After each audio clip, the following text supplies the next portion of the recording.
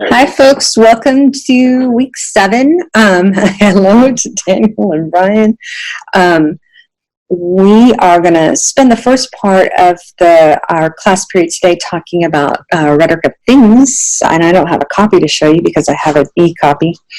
Here we go. Rhetoric through everyday things. So we'll do thing explainers on that. We'll talk more broadly and specifically about those, and we'll also talk about these presentations as kind of starters or grist to move us towards your midterm project, which is also going to be a thing explainer, infographic, so forth. We will move on in those directions. So I am still unsure of how to do the grade books. So here's the situation. I know we're right at a major project right now, so I'm sure a couple of you guys have emailed me. If you've been here face-to-face and participated, you're solid because you answered those questions that I've requested you guys to answer that, but you've done them face-to-face. If you have, if you're not able to be here and you've watched and responded to those, the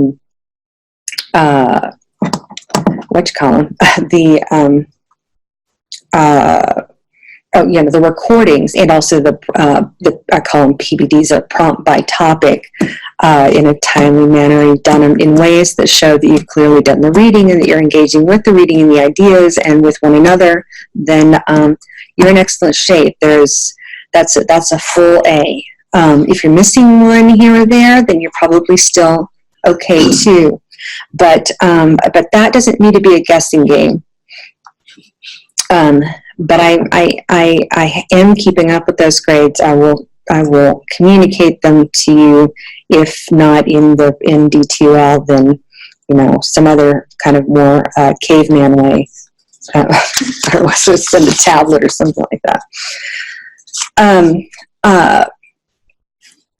We have several presentations coming forward. So this one that we're about to do is we just move some stuff around to make sure that you guys had an opportunity to do a little bit lower. I had originally set it up so you were doing your midterm and then these 2 lower stakes ones next. So we switched it around. This one's worth just 5%, and I am going to grade pretty leniently on this, and then increasingly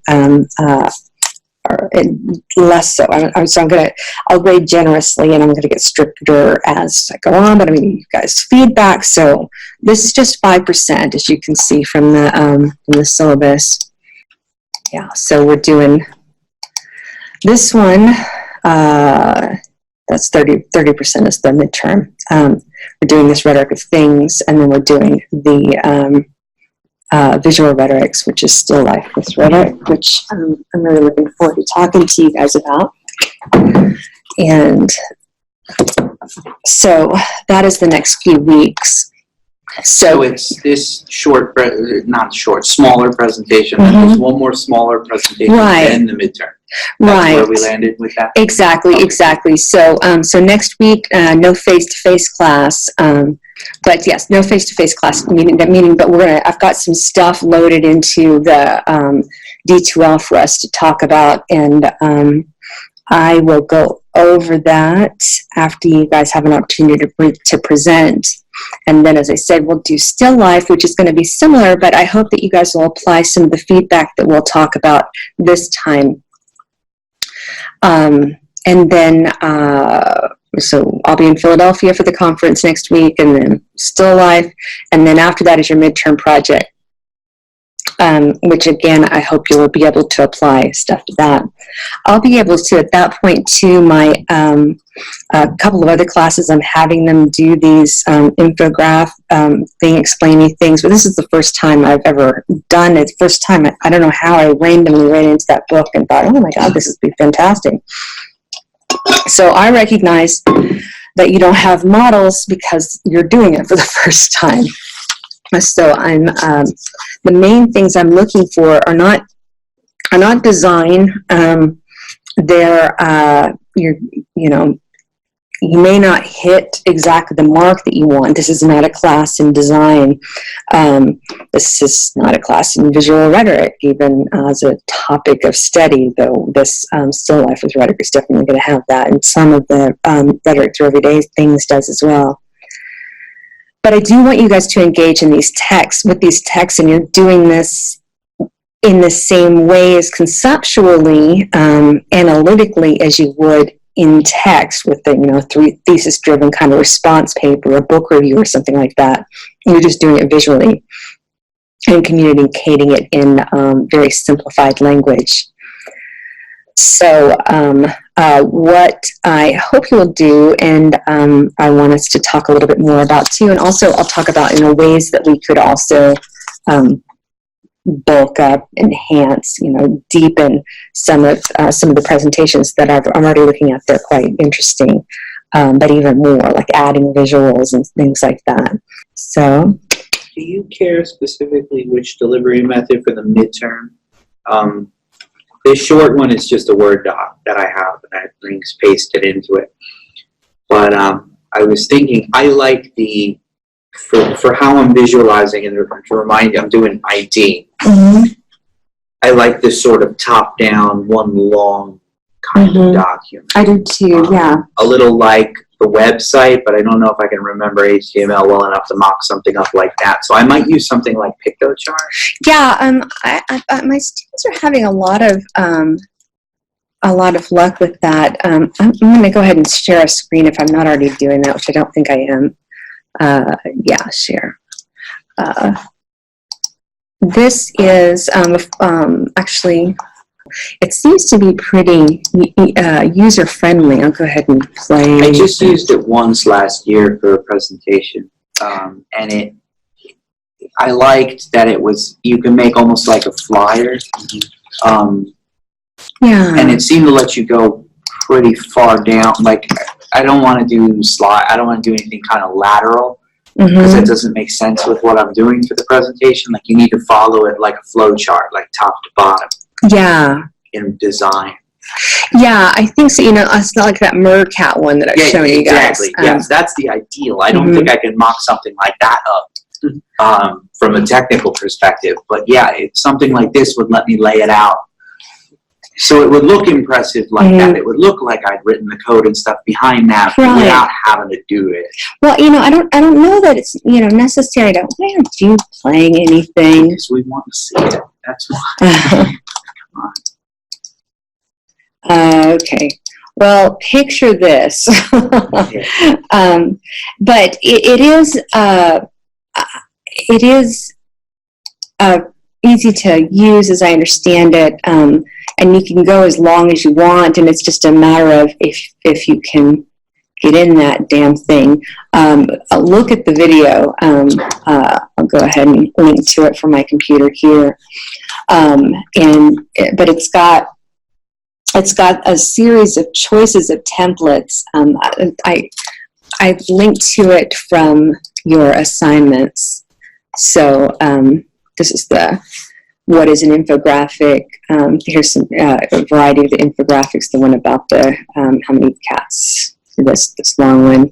Yeah, see, top to bottom. That's exactly the design. Right. And this is, and the thing explain language, good use of color, minimal. The color is communicating things. The arrows are, we've got 1 in 3 cats kill prey.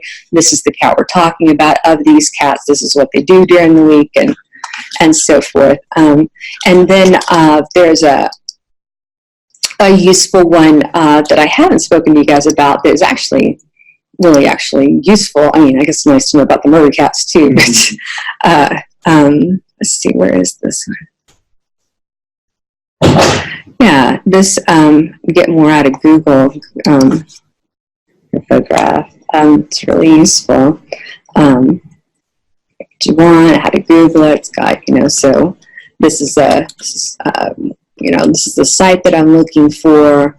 This is the exact phrases I want, and I want to exclude SATs and that kind of thing. So, so yeah, some more information just presented that way. And so that has a whole bunch of templates. And then we also looked at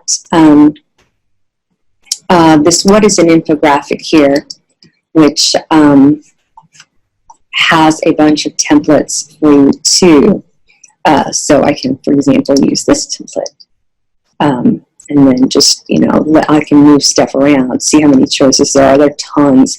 And I think PictoChart has more. The thing with this one is it'll try to get you to pay, but don't. I mean, because you don't need to. It'll only require you to pay if you try to publish on it. Download from it.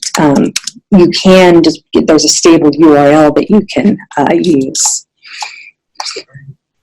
Yeah, here's the brain. We're talking about that. Another option is Prezi, which I had heard was something that we have to pay for now, but apparently students are saying it is not. So I don't know. Anyway, so don't get excited about that one. Maybe the students are wrong. That I used yesterday in physics class. Visme.co, visme.co. visme.co.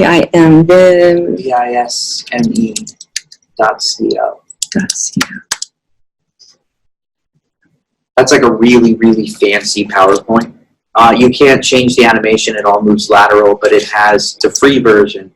A lot of it's locked behind a paywall, like the specific slides you can use, but it's for business presentations. So it'll have things like agendas, and then you can change the word agenda and take that list and use it for, I was able to adapt that without paying any money pretty effectively.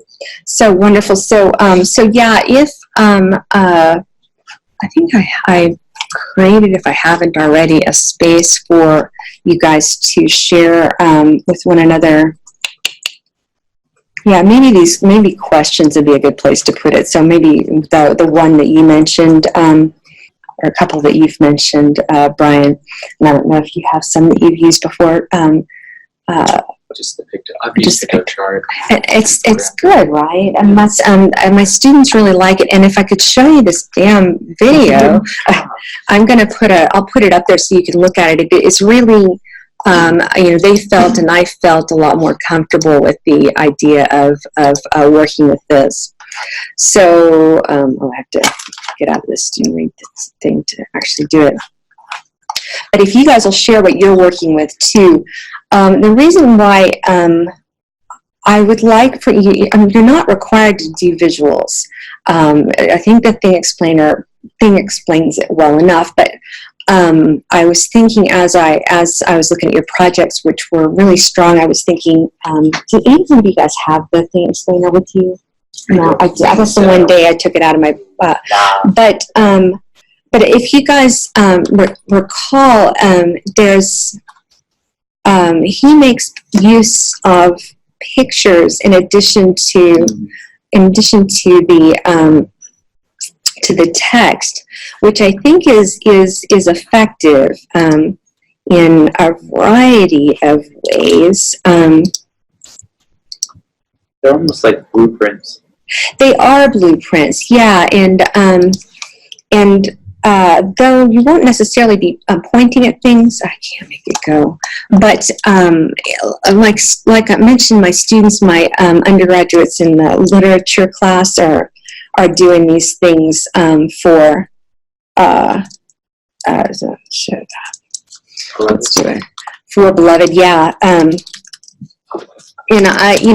one of my students has decided to. She's drawn a picture of a body, looks kind of like a cookie, and she's marked different places where our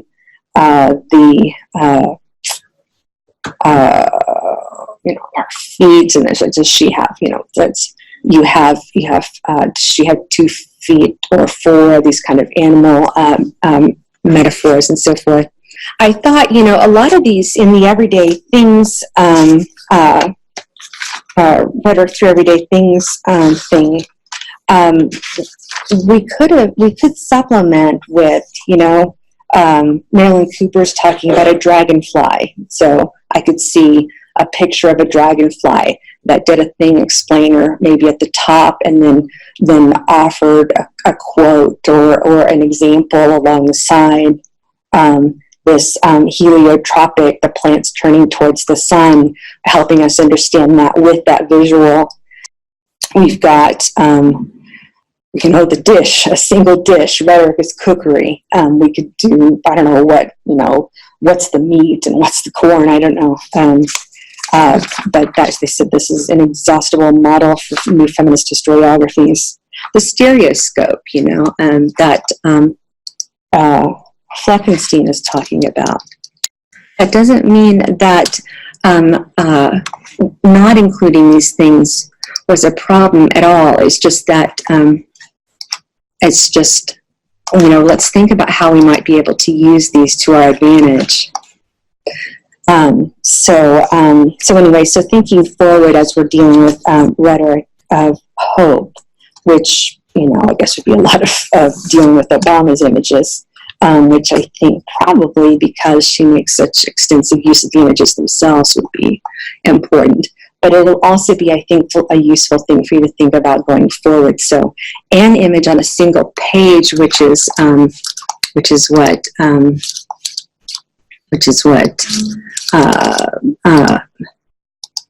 Bing Explainer does. The infograph, a la Motor Cats, picture chart. And I do have, if you're looking for it, there's, here's picture chart. And then this right here is the Venn gauge, the one that has those templates. Both of those are free. So, and if you guys have others, then post those. But anyway, so get in there and play around with it, because the visual stuff does help communicate things that the text itself doesn't. And since you've been sort of limited by text because you're taking these really complicated ideas and trying to explain them down without simplifying them, then the use of color and design and those kinds of things can be really helpful. And I think some of you guys might have done this, but I'm just put it out there. Again, that what you guys do is is exciting and interesting. Just opening that up for another possibility as we go forward to talk about, again, in the low stakes context of still life with rhetoric, and then in the much higher stakes context after we've had some practice for your midterm. So, submit here. I have up here, Brian, you posted your thing explainer. I did the Word document too. You want to do that it has imagery on okay. it. So that's a more complete. I couldn't get the pictures in. Yeah. So that's a more complete. Yeah, no, the attachments are fine. Yeah. Did you have? Well, that kind of has little doodles. Do you, are they on the screen? Okay, yeah, that'd be great. Yeah. Oh, you do have doodles. They're kind of fun. Yeah, that's the other thing is drawings. One of my students has a tablet that she works on from, and she's going to draw it that way. One of my favorite, well, I'm waiting for this to load. Excuse me for eating in your face, guys. But there's, you guys know about hyperbole and a half? Yes. Great, right? Mm-hmm. Okay, that one in depression is so smart. I gotta buy it. She's got a number of books at this point. My number? Good. I gotta start buying them. I like to support people who do stuff like that. She's just great. And all the things. Scrapped all the things. These are, very simplistic drawings, but they do a lot of work. All right. Do you open up yet, or are you just going to keep doing It's it? just a Word document. It's really not all that difficult. It's not. Your computer. The worst. Well, I literally, I mean, Okay, we're going to do it. We're going to do it. We're going to save, actually, we're going to save the file, and then we're going to open it that way. What I Okay. can do is I can go through the text, and then since I have it right here, I can literally show the pictures. of Okay, the image let's through the do camera. that. That's just a way to, That's a because good it's idea. not integral to the thing explaining. It was a cool series of Okay. images. Because I haven't done like Murder Cat, like words. Right. It's not tied. It's just at the end. Okay. Yeah. Good. Okay. So walk us through. Okay. Wait. Your chapter is towards the end. It's in what section? Let me see. On the tour, it's 11. That last section is called. Oh, the last section is seeing things. Yeah. Okay. So go for it. Okay. I have a straight up rhetorical précis, and then I have a thing explained version of it. Okay. So let's go to, what is the title of your chapter? On rhetorical becoming. Rhetorical becoming. Okay. And it's the author of the next book, right? Mm-hmm. So that's probably a preview. So I'll just read them, I guess. Sounds good. All right. Lori Reese, in the essay on rhetorical becoming, argues that human subjects are not the only ones who experience rhetorical becoming. She proves this by tracing the evolution and remix of the Obama Hope posters, changing them into single, multiple images, capable of being adopted to meanings above and beyond their intended meaning, in a sense reconstructed by users to fit their rhetorical aims. Reese's purpose is to show that this current example fits a pattern of images that have been adopted, including Uncle Sam, Rosie the Riveter, and Mona Lisa, thus elevating the Obama Hope posters to a similar class of images that have the rhetorical flexibility enough to change and be changed by users all over the world, so that readers can consider iconic images differently and consider subjectivity and change in the image's possibilities. The author writes in academic language for specific interested audiences. Okay, so you used for those of you guys interested, if you didn't see. Oh, I didn't put it up there. Where did that come from? I am mixing up all my classes. Anyway. No, it wasn't linked. It was Okay. just, you did pull it up in class. Okay, the master yeah. rhetorical précis, The but I master. don't think there's a direct link. I just know where it is Yeah. since we've used it before. Okay, so I'm going to pull this back up then so we can get back to your, so your section is seeing things, and we are, all right, so let's explain this. That was it with all the hard, big words. Now, the lady who wrote the pages about the pictures of the leader of hope from the country I'm sitting in right now Mhm. wants us to think about pictures as things that move and change like us. She proves this by following changes to the pictures in words or in colors or in other things that make meaning different, so the people using the picture can get behind it. The reason for this is to show that this picture from almost now, not far back like a well-known painting of a smiling lady whose eyes follow you around, or the lady with strong arms who did great work when wars were worldwide, can be well known among people from all around the round thing we all live on. The writing is hard like writing this thing, only for people into that. Oh, that's wonderful. And this I'll just show to the Okay. camera. Where's the camera? And then you should see it too, if you'd like, Yes, beforehand. please.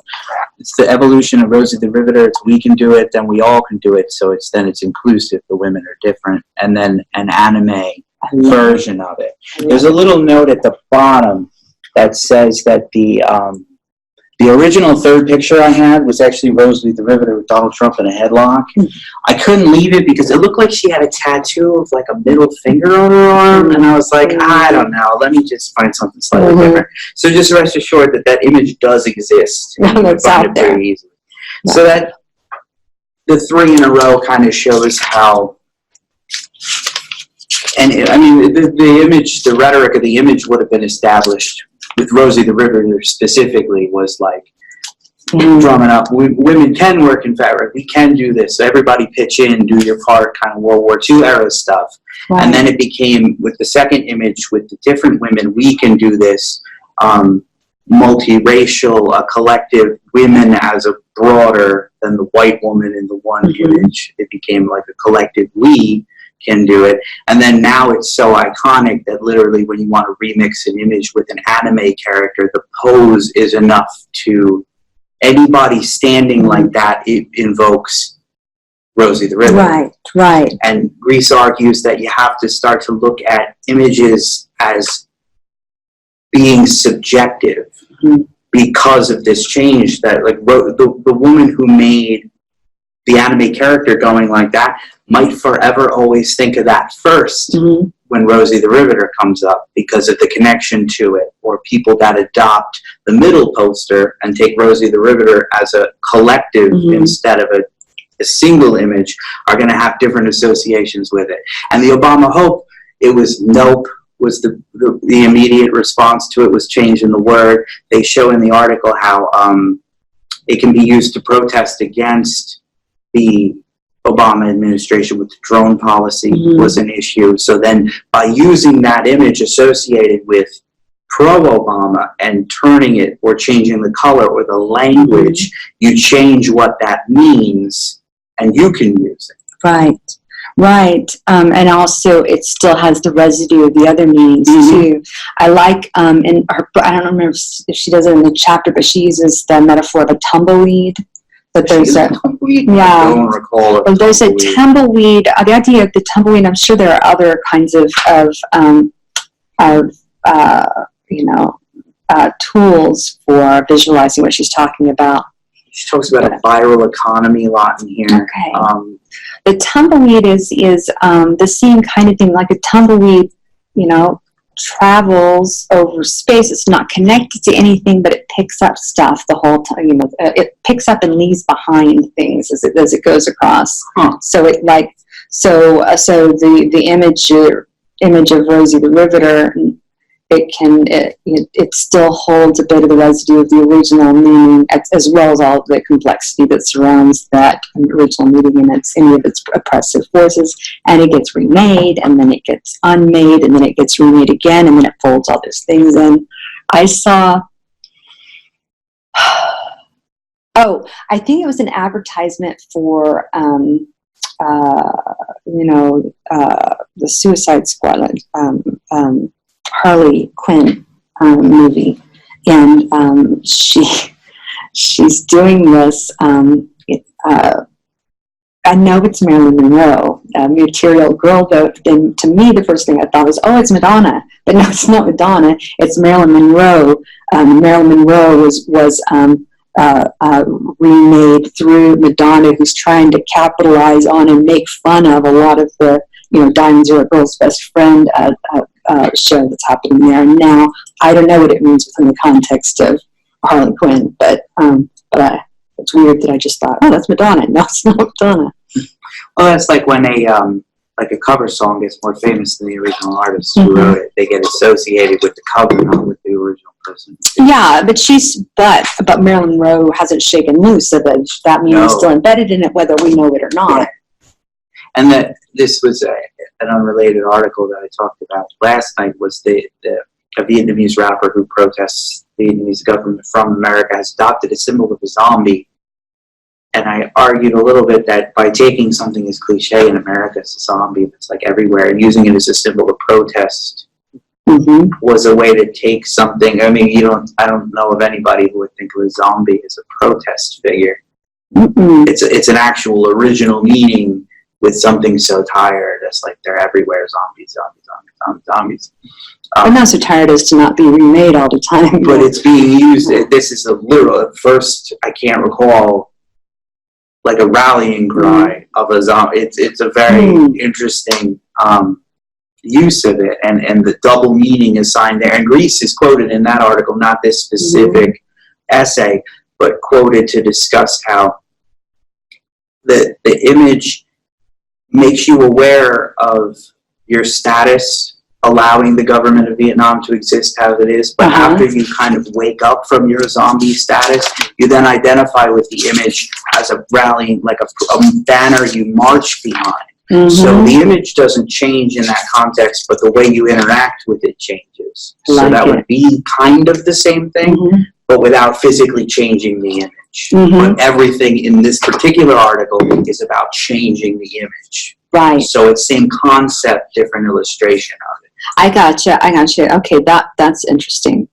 And in terms of your final project dealing with, the music, protest music post 9/11, you've got,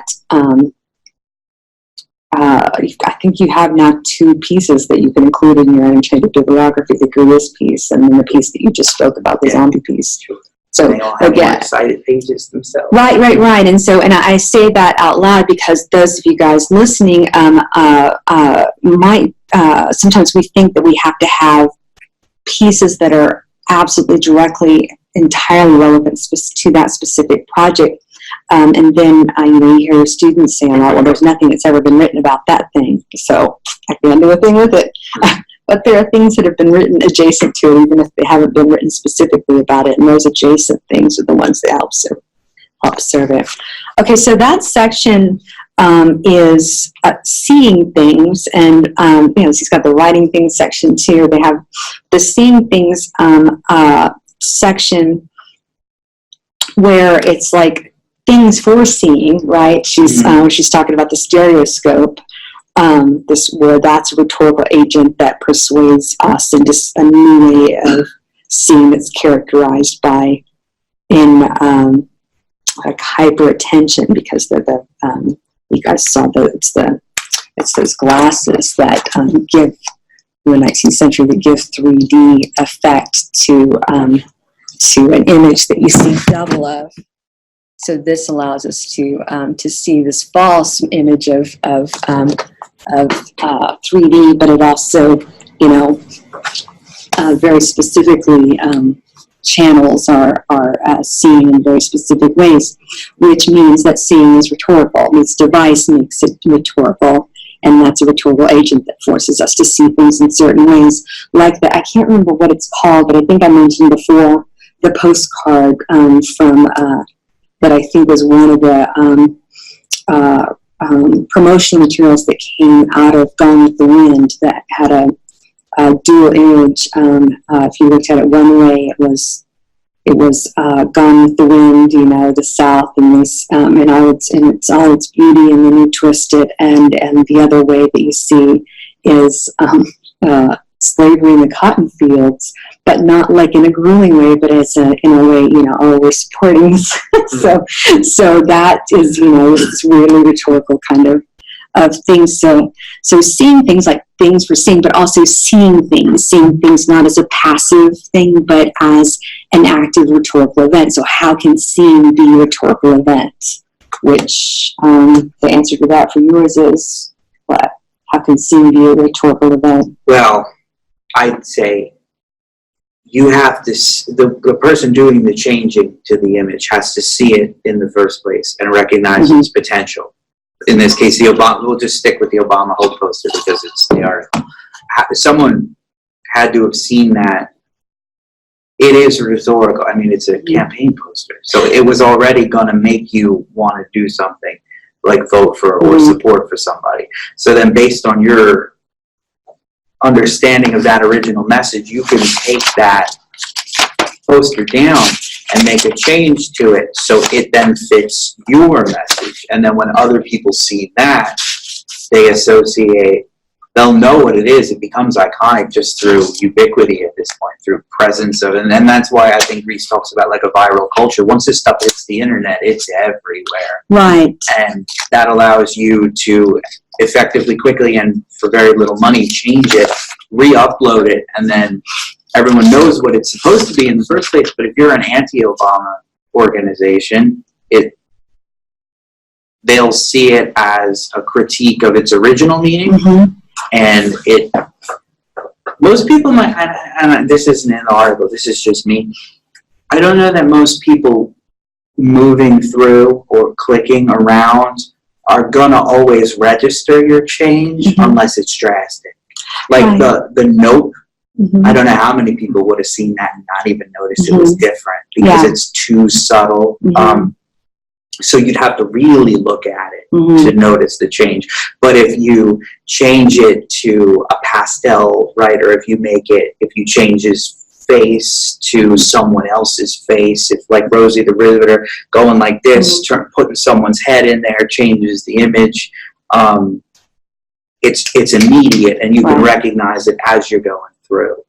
So we'll come back to Susan. We're going to talk about her quite a bit, but one of the things that I think is really most valuable about this collection is that it forces us to see rhetorical analysis in a way that is, so we have the object that we're doing the analyses of, the Obama Hope image, the Rose of the Riveter image, and we see strength and, the power of feminism and whatever. We looked at some images in our archives and we saw some things and didn't see other things, like the very sad people standing in front of the cafeteria.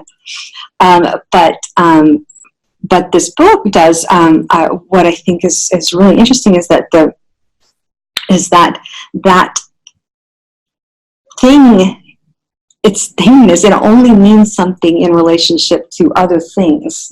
That so we can't decontextualize any of the things because they only mean they don't mean anything except in relationship between as part of all of us, but also the technology that delivers it to us, and the material realities of all the layers of things that made it come our way or not come our way, and what's in there with us, and the clothing they're wearing, and the clothing they might have been wearing, and what's in their closets at the time, and what isn't, and what happened to them on the way, and whether they have the sandwich in their bag, and whether somebody took it from them. I don't know. And all this, it's not all. I mean, the Mona Lisa doesn't fit this model, but the Rosie the Riveter and the Hope posters have, and the Uncle Sam, it's wants you. There's always a pairing of a vision of an image and words. So for the Obama Hope poster, what made that different than any other campaign in my lifetime, any other campaign poster, was by implication, this politician is associated with a word that hasn't been in politics before. That's the only reason it had, because it's one word and one picture. The only reason it had the staying power that it did is because it was so foreign to put those things together. And you could say the same about, well, Uncle Sam, like, we want you kind of thing. I mean, that image is accusatory. That image is a little scary. But paired with the message above it, it becomes like an inclusive, but it also kind of like, if I don't do this, I'm going to get in trouble. If I don't join the army, right? And the we can do it paired with the image. I mean, it could be almost a violent image. Right? It's aggressive. Sure, the fist is something very specific. And it's instantly paired with that we can do it. Like it's this sort of dual. Almost competing messages. Like the image might prompt you to one reading, but if you take it in with the words, it kind of calms it down a little bit. Right, but you can't, and it only exists because it means certain things because of the particular context it's in. So we can do it. Women, we're on this side while you guys are doing the fighting. Look at us with our muscles, but not too many muscles. Remember, we're talking about remember the flowers and the bicycles, but also we want you. We need you. Looking down on you. If you're going to be the jerk who's not going to fight, then. But that wouldn't be so meaningful had the culture surrounding it not also made those shifts that had that meaning. So no thing can make any sort of massive change happen. It can encapsulate and it can capture what's out there already, and it can amplify it. And then you got to figure out what's happening. And you associate that thing with like the thing of the riveter, Rosie the Riveter, right? And that object and factory working and industrialization and stuff, and those things and those factories and what it means to be, working in those areas. So very important. Thing. Rosie the Riveter. Yeah, she's riveting. Thing. She just have very specific. Yeah. And that's what we use. That's what we used to like build all our ships and everything, right? Rivet. Yeah. So also the fundamental element of it, that it has to. It is necessary. It's not a frivolous thing. We have to do here stateside what we're doing, or you can't do what you're doing there. Excellent. Thank you. Great start. Okay. How about you, Daniel? Oh, yeah. And mine relates exactly to what you were talking about, the object connected to other objects. So This is the, what chapter is this one in? chapter 7, and I think it was part 2. Oh, the writing. The things they left behind. Let's see. This is writing things. Mm-hmm. Okay. And this is on page 96. Yeah. So this is a little, at first it sounded a little convoluted, and it made me think of a lot of different things like Lacan and, you know, deferring the meaning to something else and the object and all that, and the thing that's always ever present with Derrida. But I tried my best to write a rhetorical précis for it and then the thing explainer. Okay. So I'll read what I've got.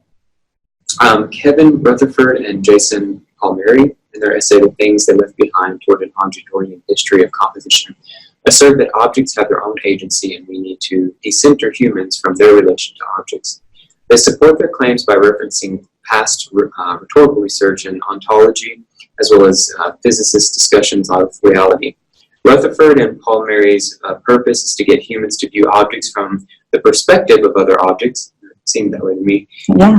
Meaning that humans need to relate objects to objects or view themselves as an object in order to gain sympathetic views of objects.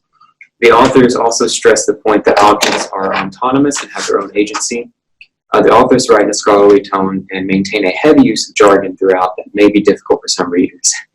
They constantly talk about ontology, the dialectic, and it's just, it gets really deep, but I think the basic thing was objects can exist by themselves, and humans don't have to constantly like reference themselves as this, you know, referencing it back to themselves, but referencing it to other objects around it, like we were talking about. So my thing explainer, which is tough, I had a lot of words I had to change. So of course I kept the names and the title.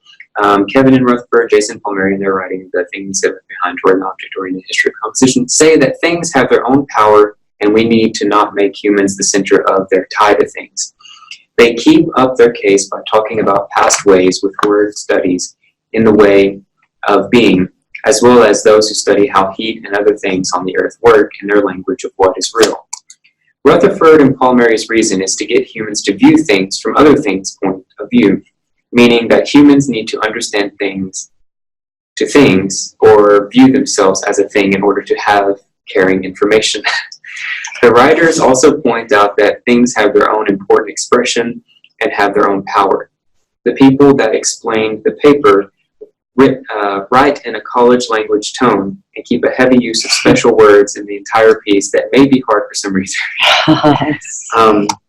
And then on my attachment, I've got just some doodles about like a person imagining themselves as a rock or a tree and talking to another tree. You might have to show us. Okay. Let me see if I can bring it. Sal, you need a new computer. Maybe I can just kind of enlarge the photos or something. Okay. While you're doing that, things have their own power and we need to not make humans the center of their tie to things.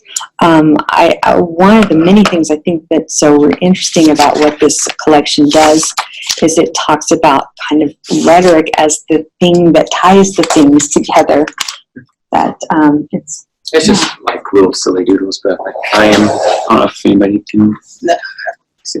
Yeah. I am the rock I am. I am the rock I am. Okay. And poof. The rock Wow. is in a hard place. I love it. now that I thought about it, though, I thought I should probably have done the walnut, because they talk about the walnut husk and how they gain sympathy, like looking at it and like it deteriorating, and its travels that it's been through. Can you walk us through that a little bit? Yeah. Well, they talk about how if you like just view like a simple thing like a walnut husk by itself, you don't really have any, it's just like this thing. But when you think about the deterioration of it, you think about kind of the journey it's been on. Maybe it's soaking in water, and she starts to have.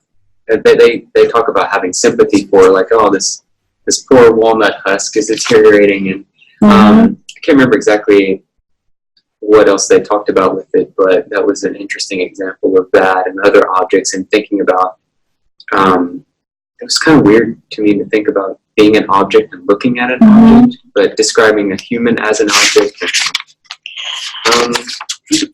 I kind of gave it a little bit of criticism too. Like, Sure. it's almost like a little circular reasoning. Like, we're a human thinking that we're an object, but we're a human, but we're still a human thinking that we're an object, right? Right. I So think it's like, therefore I am. How can we be that? You know, still do that. it's weird. Just this morning, I heard this argument that scientists are really kind of embedded in that the brain itself is a thing. So, you know, the thingness, we can't really contemplate things with the thing. Yeah. You know, it's like, Can you relate to Yeah. a thing if you're supposed to imagine yourself as a thing? But that still doesn't But mean you are a that you're thing. human. Yeah. But you are a thing. so, and you're fundamentally, unless you have other beliefs beyond that, you're fundamentally just a thing. You know, and you may have no more agency than whatever else thing is. Except that damn computer has its own agency for sure. Yes.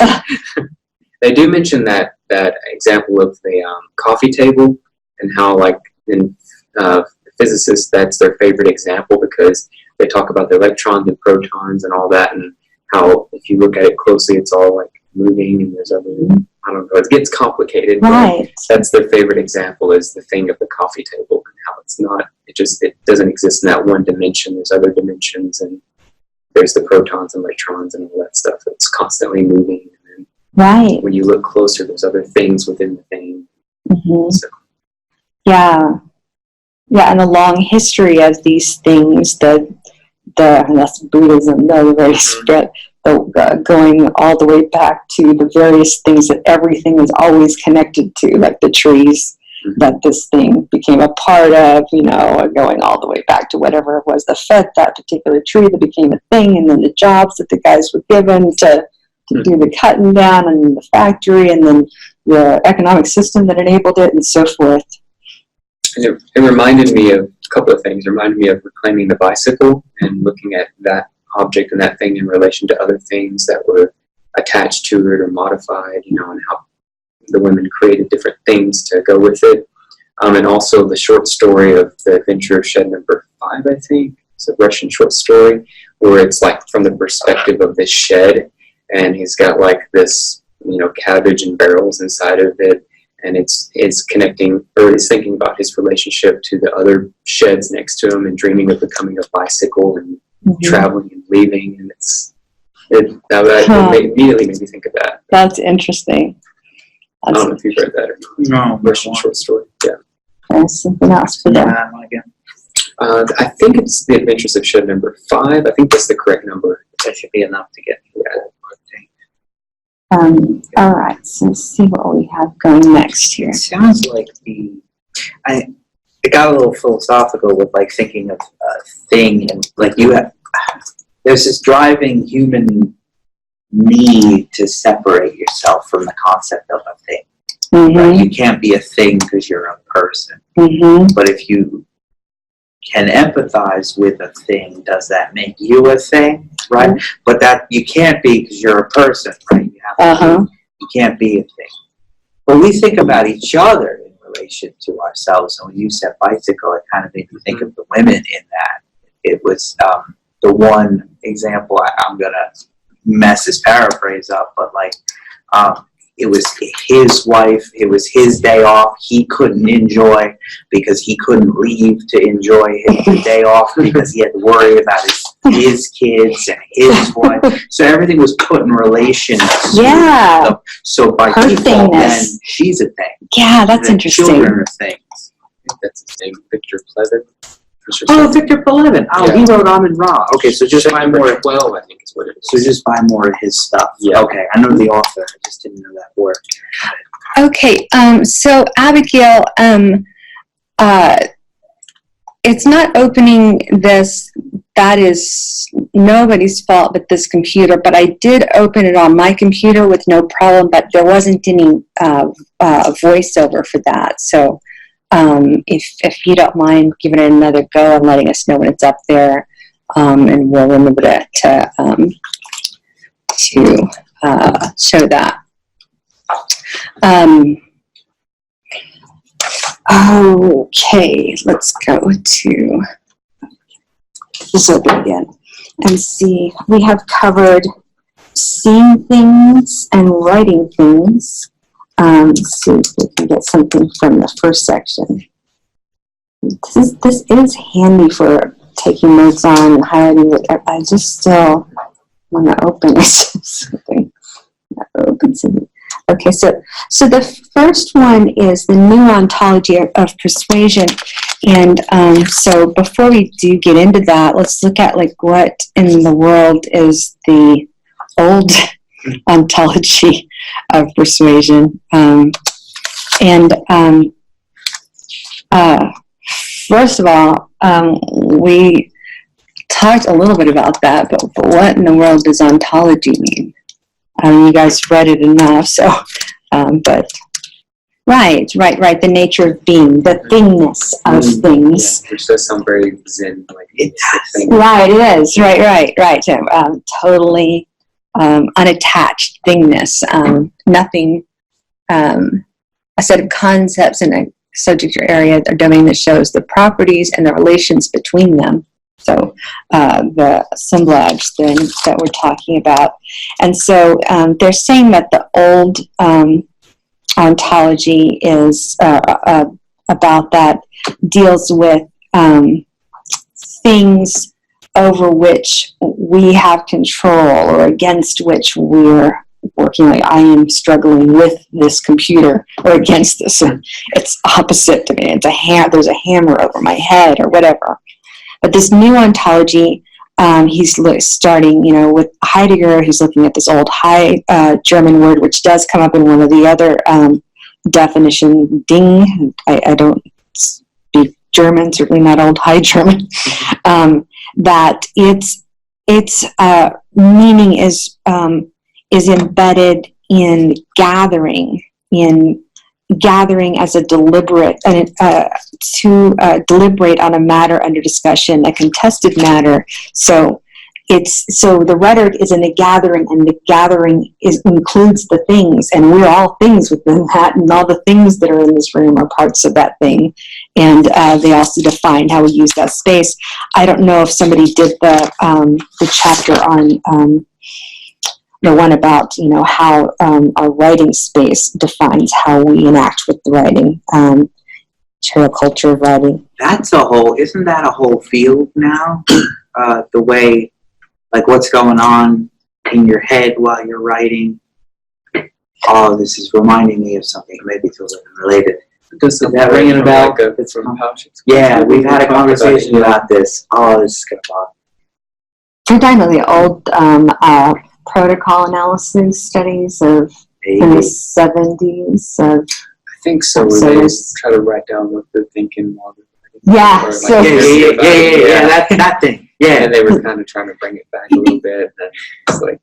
And how that works. Yeah, they what I think they're talking about is one of the earliest really empirical studies of writing, and how do you find out what's going on in somebody's head. And so they observed these people who marked themselves in different instances. The Janet Ewing study, 12th graders, was they're good writers. So what are they doing? Where they're sitting in a room writing, behind what's going on in their head. They'll have to say, right now I'm doing what I would say. So yeah, that just kind of screw. Trying to write. Right. And you're working in this foreign environment, and and everybody's looking at you, and that's fun. But but we write in particular ways because of the ways that spaces are set up, and we read in particular ways. This is not natural that we ended up this way. It could have been a bunch of different directions. And it is. Different languages go top to bottom, or right to left. Yeah, and some of it just is marked by what we had available. And you'll appreciate this. My favorite thing they do with the translated Japanese manga is they translate the Japanese They leave the structure. Yeah. They read back to front, and they read counterclockwise. Mm-hmm. And they leave it the same way. I get so it's been Americanized. It's been translated, but they haven't changed the structure of the book. They kept that cultural aspect. So the back of the book is here, and you start back. And it's very formal. So it can really, really be confusing if you forget that because you see English and start going the way you're supposed to. You're not going to understand a thing that's happening. Yeah, no, for sure. So Kant, Immanuel Kant does the idea of this a priori kind of condition, but this thing is this thing before I come to it and after I come to it. It has a thingness that exists apart from me, and it can be known when we're working towards knowing it. But if it's rhetorical, it doesn't mean anything except in relationship to the things that are around it, and it doesn't have a passive meaning. It also evokes and pushes meaning.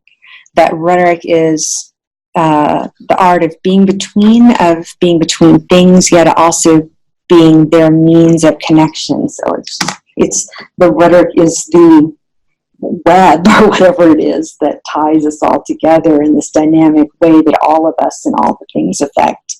And historically, all the things affect over time. The circulation thing. It's a collection of Orwell essays. The title of it is All Art is Propaganda. But if the art is propaganda, then it has its own meaning, right? Well, or is that different, or is that the same thing? It's both. I mean, propaganda, I guess, comes from more than it's the artifact that it's propaganda, right? Let's see. Let's see what she is doing. Oh, I did that thing explainer there. Looking for the title. When you guys do the next one, if you'll put your title again, that would be super great. So I guess we'll find out when we play it. All right, Kendall. Oh, should she say what chapter number it is? I think she did. All right, I have chapter 6 of Rhetoric Through Everyday Things, and the title for the chapter is The Material Culture of Writing. For my rhetorical précis, I have Cindy Alexis in this chapter titled The Material Culture of Writing examines the importance of objects within a writer's life. Alexis supports her argument with interviews of writers who feel an attachment, both positive and negative, to an object as it relates to their writing and creates writing habits. The author's purpose is to explain how objects help to create a writer's desired self, which shows the impact that objects can have on the writer and their habits. This chapter defines the importance of tracing physical objects of writing back to their origins and understanding their significance and placement on writing. Through several interviews, Alexis examines writers who return to either their kitchen table as a sense of inspiration or to a writing desk or chalkboards for memories of competition and comfort in different scenarios like that. Significant or seemingly insignificant objects can serve as a symbol of entry into a new identity or practice. These material objects hold significance with feelings of nostalgia, returning to a place for guidance in writing, or an object which has the capability to prevent a writer to label themselves as a writer and instead still see themselves in someone else's shadow.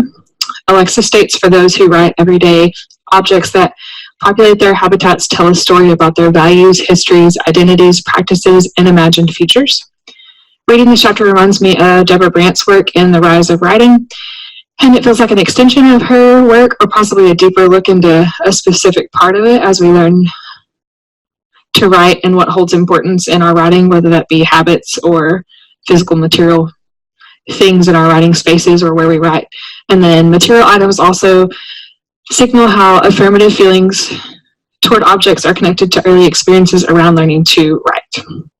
So for my thing explainer, which it went much better than last time, so I feel like maybe I'm getting slightly better at this, let's hope. So my title I changed to How Things Change Writing. And I tried to take my rhetorical précis and more so this paragraph here that I kind of extended on and changed it into the thing explainer. And I have this. This part of a bigger thing explains how important it is to find out where something you can hold in your hand, which has writing on it or is used to write with or on comes from. It is important to find the things first home, as well as understand the sense and belonging it has within writing, whether that be a sense of feeling of looking back on something with care or returning to a place for help in writing, or not being able to name yourself as a writer and instead still see yourself in someone else's shadow. This part reminds me of a writer who asks a lot of questions in order to understand how a person learns to read and write. The ideas in this part seem to be like a book she wrote about writing in different ways, which help or hurt others and cause problems for schools when it comes to teaching writing and being part of our group of people who come together and call themselves one large group. The things that are used to write on can sometimes be an image that stands for something larger than itself, which helps the person writing to enter a new person of being or carrying out of something that they do every day.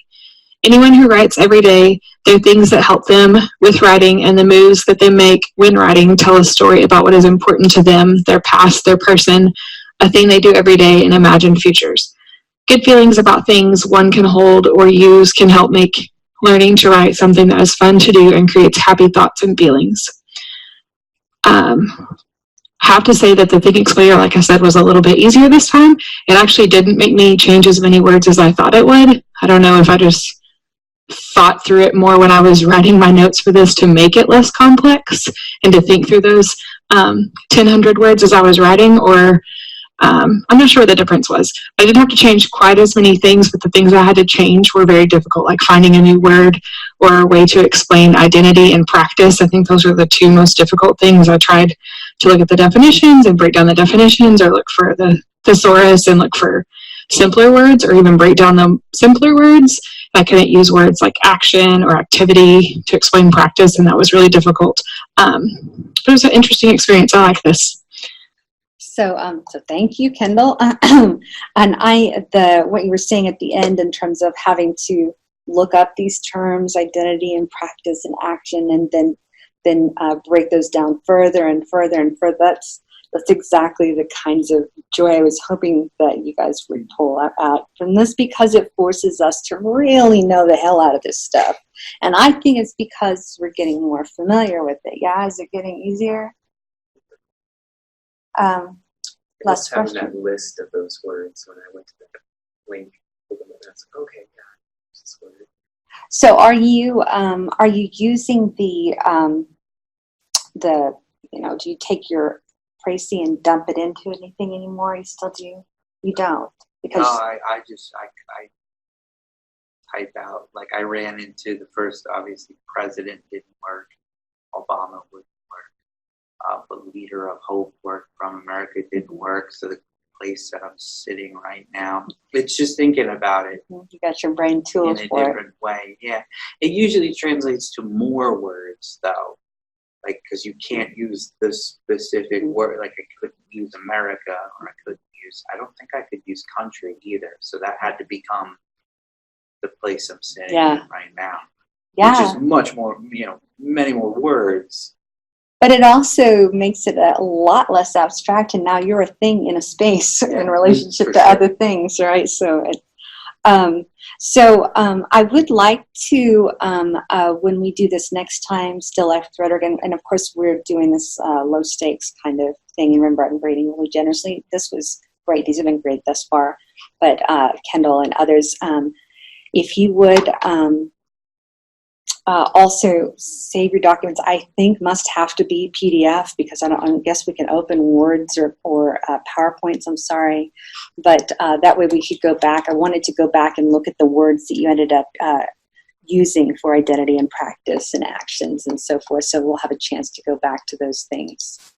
But good. Okay, excellent. So that was writing things. And now we have Sarah, who chapter 10, which is in the Seeing Things chapter as well.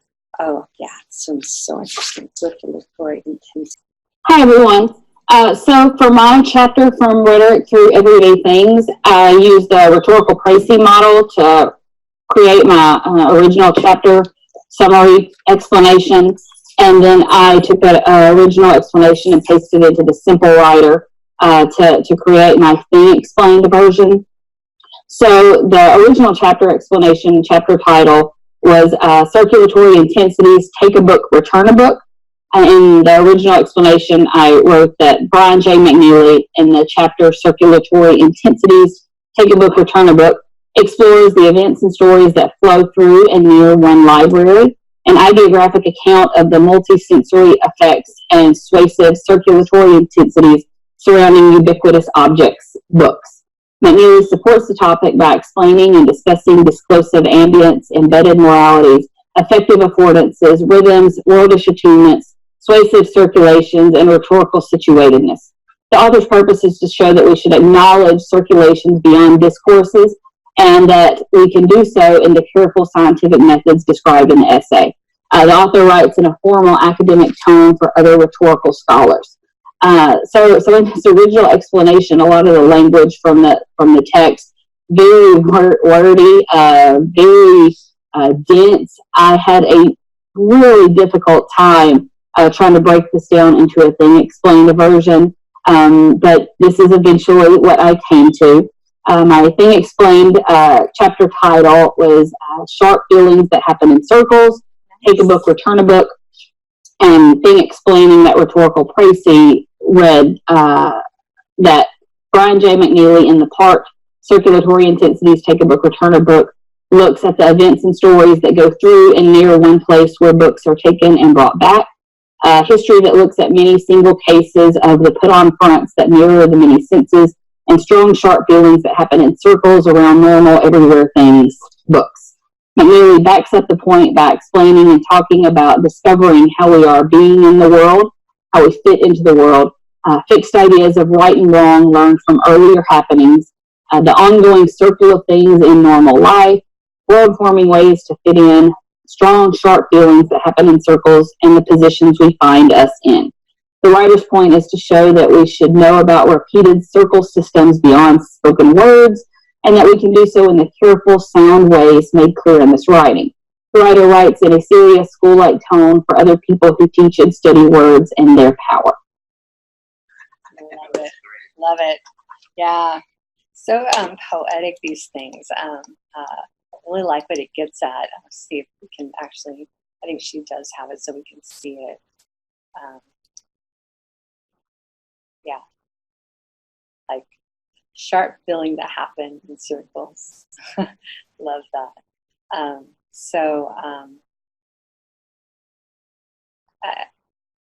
Events and stories that go through and near one place. So the place, the place having its own rhetorical velocity is so interesting. So I was going to show you guys, we can talk about it if we have a chance, but that places as having their own rhetorical sense. So like monuments and museums have this specific drawing power, and I'll go ahead and pull it out. One of the in our don't get it at your local bookstore, it's too expensive, but we should have it at ours. This is the Writing Democracy book that we just co-edited. One of the chapters is about the 9/11 museum, and it's called "How Does It Feel to Be a Problem at the 9/11 Museum?" And it's taken from a W. Du Bois quote. Let's see. Just going to read a couple of the paragraphs here. I placed my hand on the ledge of the memorial and traced the names of the victims of the September 11th attacks etched into stone. I peered downward at water descending into a deep pool, a memorial constructed in the same place where the Twin Towers stood. Recalling September 11, 2001 and the days and weeks that followed, I felt an overwhelming sense of grief.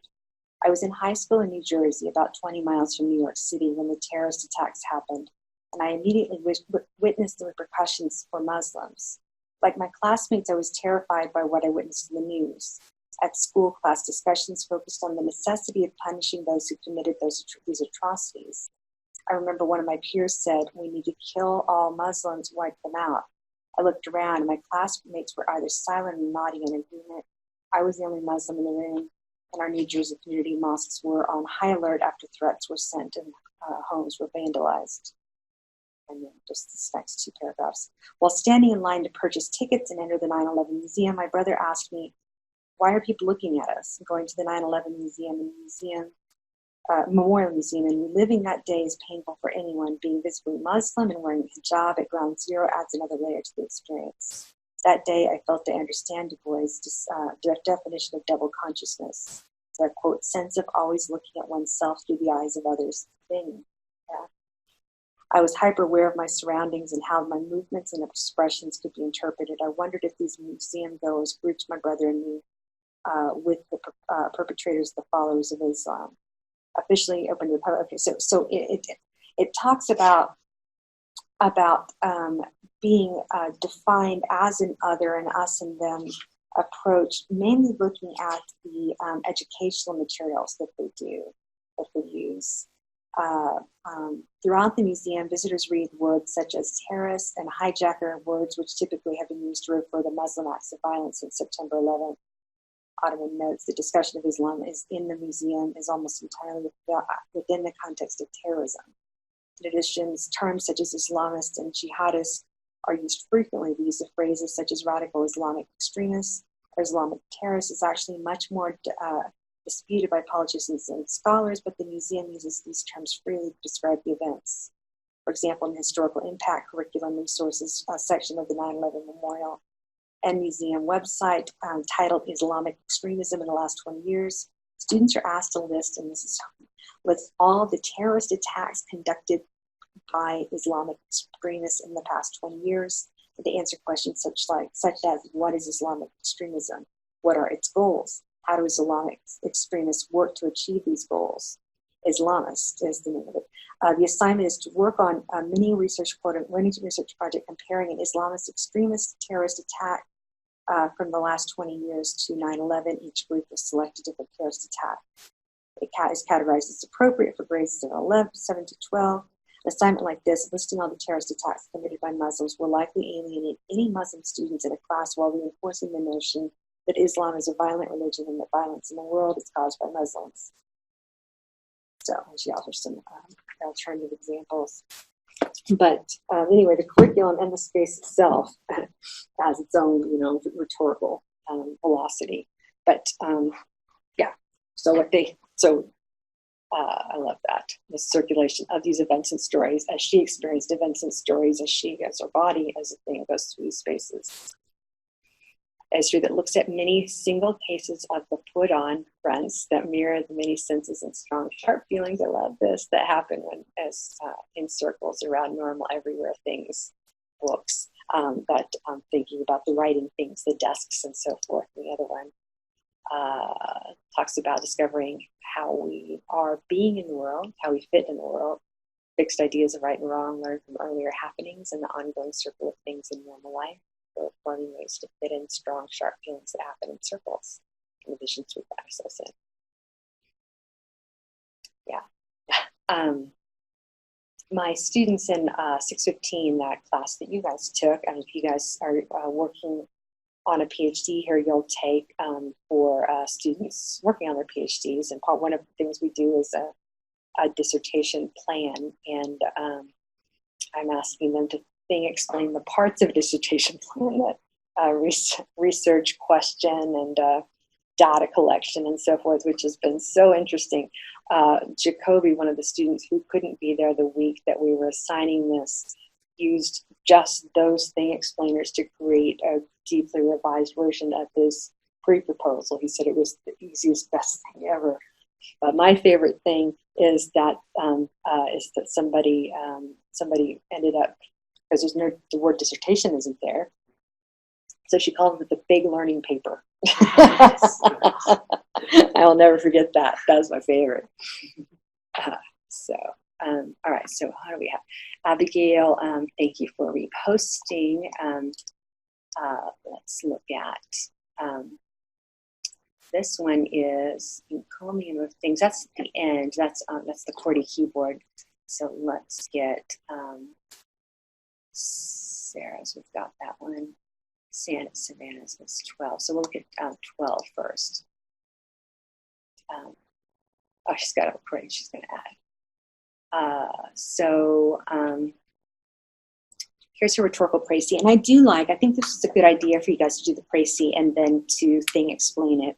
I think that gives us both the deep kind of dense information and helps us see what you were working with, and it also allows you something to translate. It allows us more information.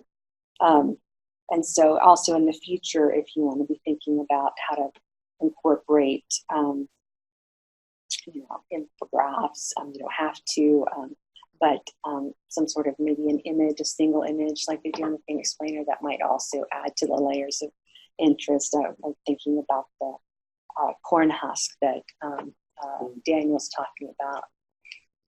Okay, here's her précis in the chapter "So Close Yet So Far Away, Temporal Pastiche and Deer Photograph" claims that the Deer Photograph project maneuvers through time and brings the nostalgia of space to life.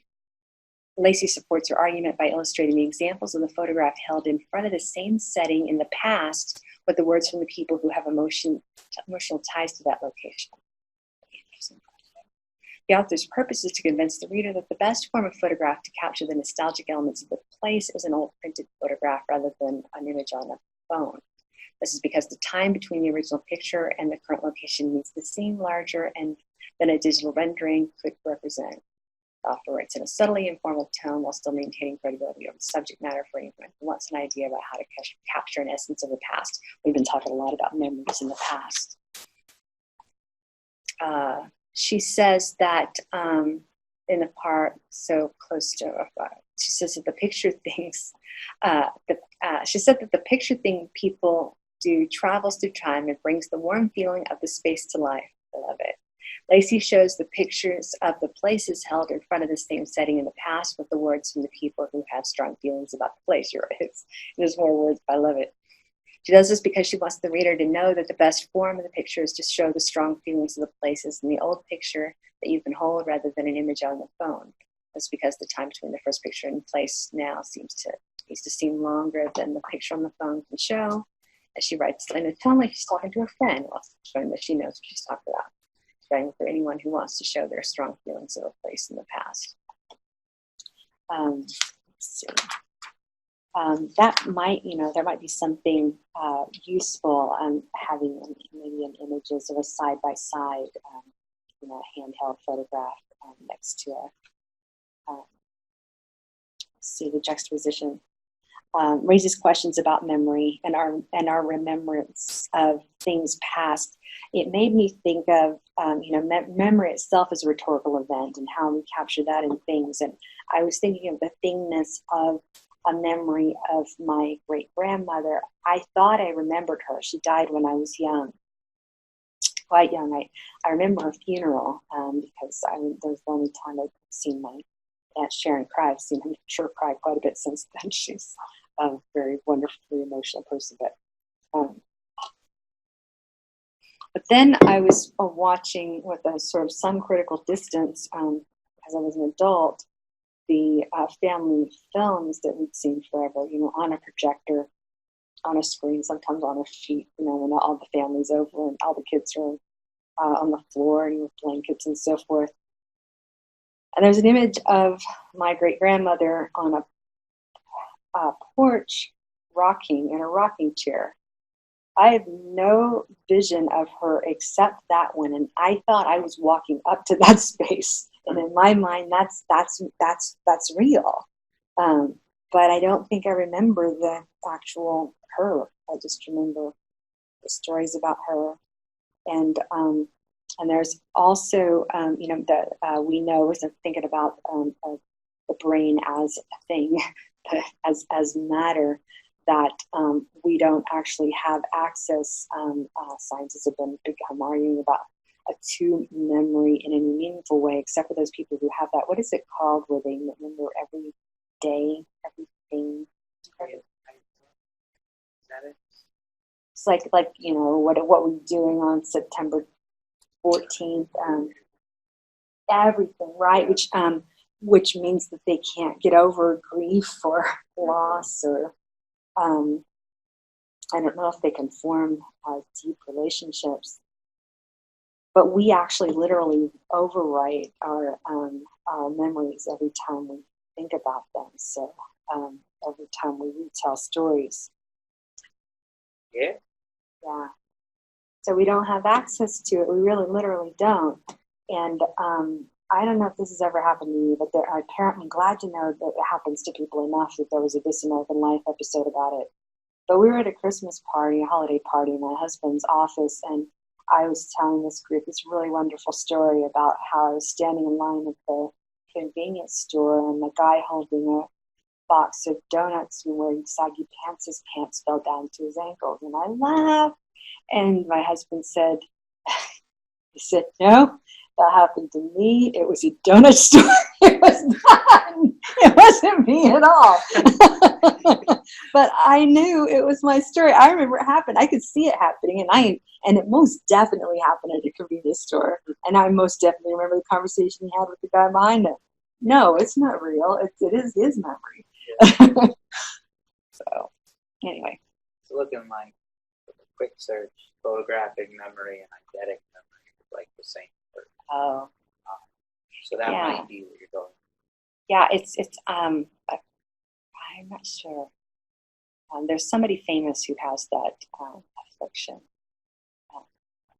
So interesting. Okay, so we have chapter 15 left. Okay. So here's Katrina. I wish you were here, Katrina, but we will do it without you. And this also has an object. We could, in a thing explainer, maybe have a picture of a keyboard, because that would also show us the QWERTY, what it looks like on the keyboard, and it's further perpetuate and help us strengthen our understanding of the thing as thing. And the thingness is the thing that's going to continue in Still Life and Rhetoric, because she's talking about materiality, which is just thingness. Things, not in an abstract way, but as actual, physical, tangible, we live with and we touch and breathe them, and they change our lives. And we change theirs.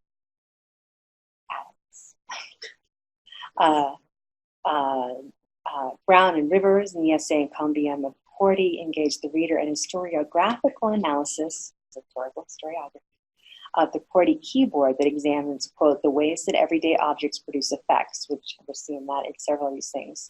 Brown and Rivers support their claim by performing a rhetorical analysis of a seemingly mundane thing, a keyboard using object-oriented ontology and actor network theory. That gets used several times, and it's so interesting. The authors, as from Latour, the author's purpose is not only to inform the reader of the history of QWERTY key layout, but also to demonstrate how rhetoricians can utilize pro-gymnasmata exercises, a seemingly antiquated form of writing, to engage in academic discourse of things. A series of preliminary rhetorical exercises that began in ancient Greece, implemented again. So what happens? Prepare students for writing declamations. But anyway, rhetorical historiography dealing with tech is super, super interesting because of what potentially is embedded in that. We're going to look at a book review of Palmari's study of how new media has been used historically in composition studies. And there's no new. And every time I hear about his work, I think about this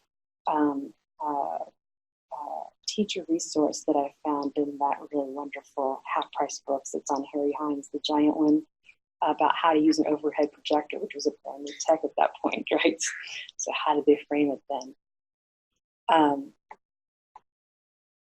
Okay, the authors likely consist of current and then training rhetoricians, as is evidenced through their references to epistemology and ontology.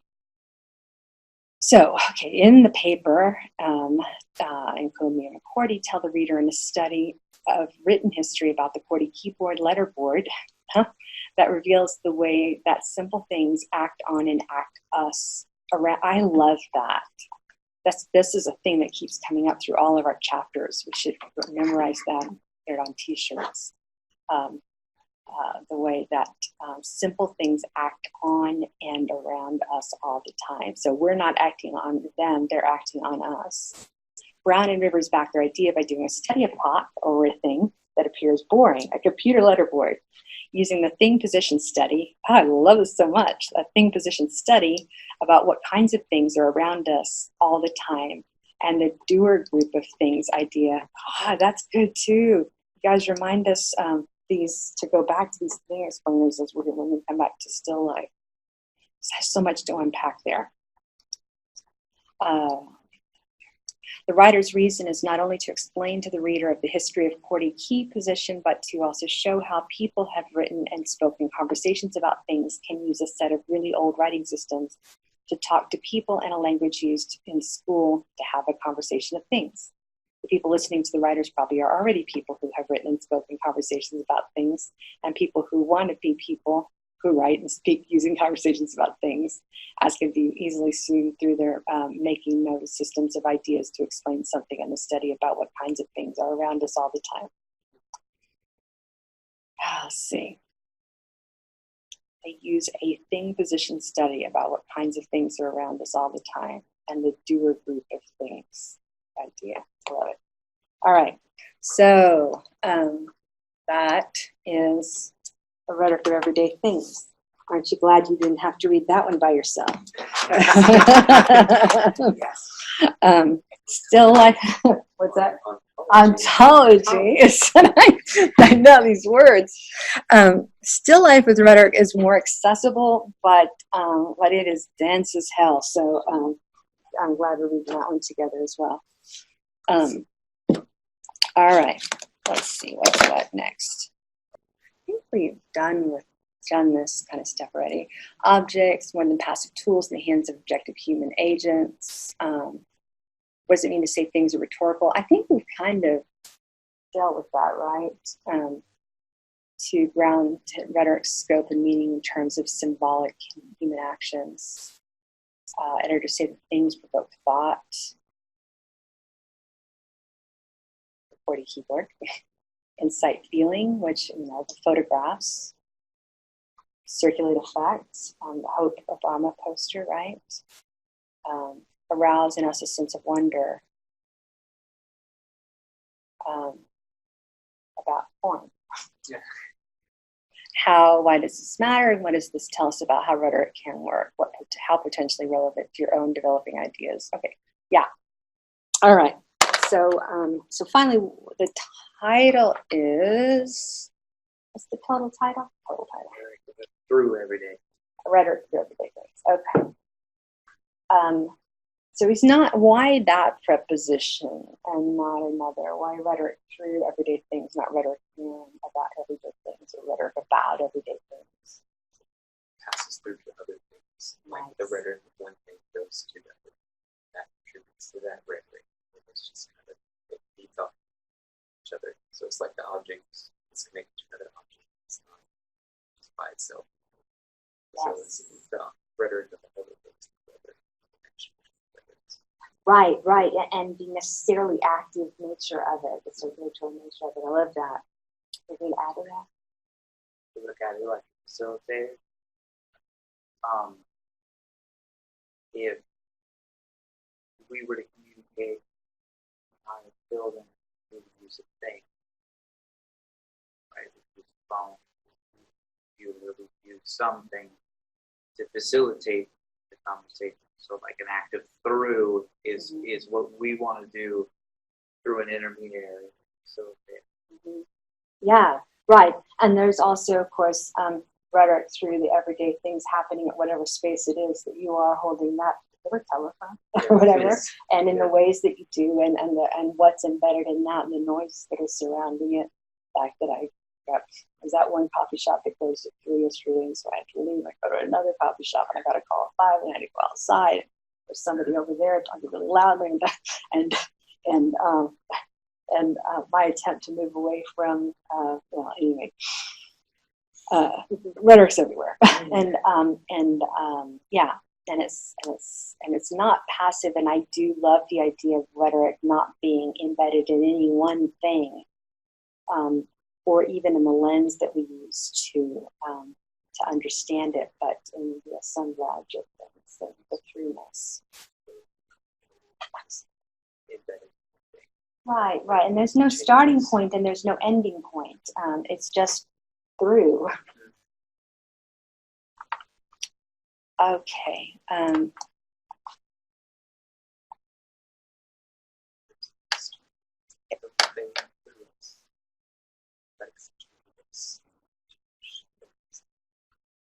Yes. Can you give me examples?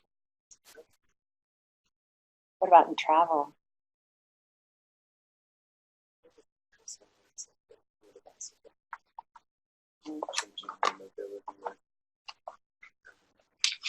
Civilization and then women that changing the way women have access to traveling and then women changing the bicycle.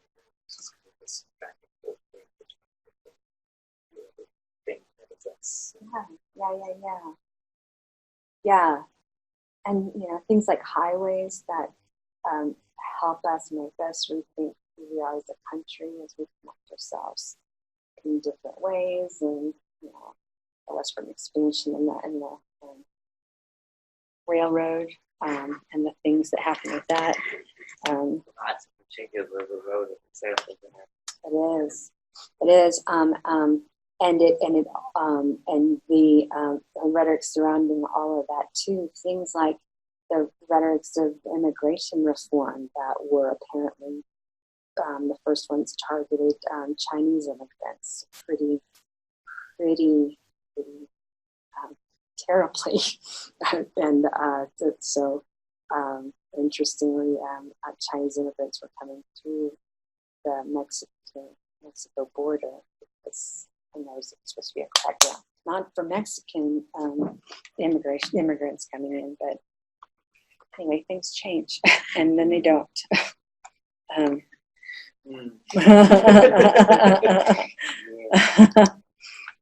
All right, so I think I spoke with you last. Okay. I'll do this very quickly. One last word, a couple of words, and then if you guys have questions about moving forward with the thing explainer for still life and rhetoric.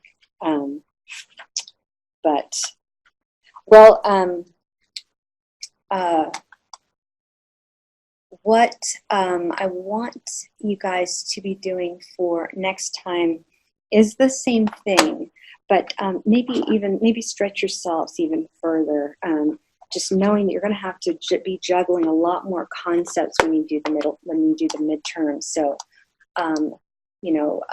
please feel comfortable taking risks. As I said, I'm going to grade generously. I'm going to be looking for nuance here. You guys did great work here. I mean, I think you captured the essence of the chapters.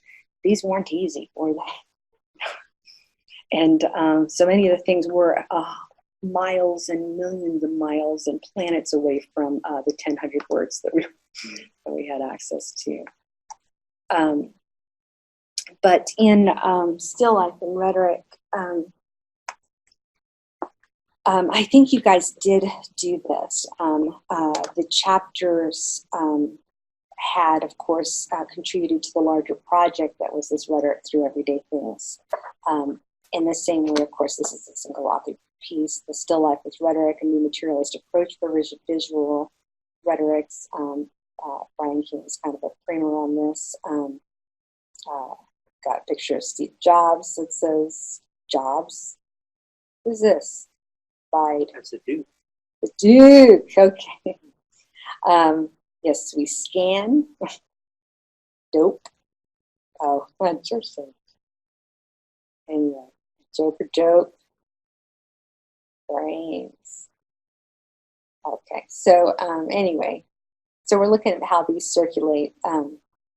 So when you, of course, deal with your chapter, two things, I wanted you guys to, in a rhetoric of things, to deal with your chapter within the context of that part, the assembling things, the seeing things, the ontology of persuasion, and then that within the context of the book, which I think you did. In the same way, I'm going to want you guys to be dealing with your chapters as part of this larger book project. So, which again, I don't see how you would not do that because these are of course written in that way, but I want you guys to be able to speak in those terms, how that particular chapter contributes to the larger project, knowing that you won't have read the rest of it, but that'll help, I think, you think about this as a whole as everybody else is presenting to you. So the same thing then, what chapters did, who has what. If you have,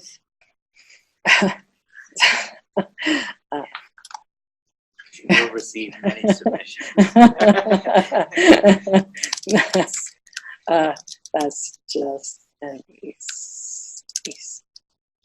Easter egg. So submit here. Now we have a place to submit, and voila. All right. We don't have tons of time left, but I do want to get you thinking about a couple of conversations I'm really looking forward to watching you guys have, listening to you have. Again, we're not meeting next week, but I have posted some discussion activities that will keep that conversation going. You know, one, of course, on activist rhetorics, because we're reading that for next time. One, I want you guys to reverse engineer something that we have already read. Those of you guys who teach in 1302 or have here, you've heard that before. I put it in our textbook because I think it's an interesting thing to do. As a kid, my brother used to take apart absolutely everything to figure out how it works, toys, our telephone, his crib. That rival powers have sometimes gotten their hands on something valuable, considered top secret, taken it apart and figured out how to reproduce itself. It seems to always happen in Star Trek. I don't know why they always leave phasers and communicators behind. But taking something apart allows us to see how it works. If we don't have a plan, and it also allows us to build on it so we better understand how it works. That helps us better understand how we might replicate that thing or create something that is inspired by that thing. So, and yeah, to reverse in this sense is a rhetorical analysis. So we're moving, as we've said before, from citizenship rhetorics. We're going to still talk about that, to activist rhetorics, but we're also thinking a lot more about how things are put together, because you're going to be, you're working towards putting together a final project that will deal with some archival materials at some point, or in the singular or multiple. So I want you guys to be, and I really think it's as good advice for all of your classes, think about not just what the stuff you're reading says, but how it says it, because that'll be helpful to you as you're working on your own stuff. So pick one of the assigned texts that we've read thus far.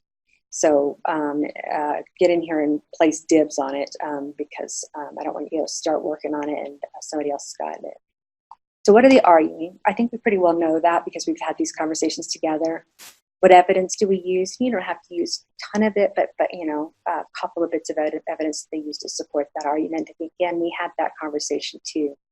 What we spoke less about is what kinds of archival materials that they used and how they used them. So, I don't know, pick one of our books and what kind of archival materials they use.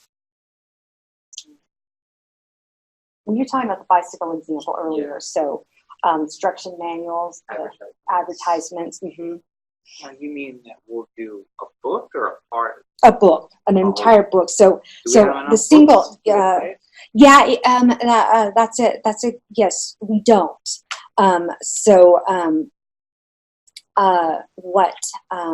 Once we've covered all the books, then a second round is great. Okay. So yeah, I don't mind us duplicating. I just don't want anybody to get left out.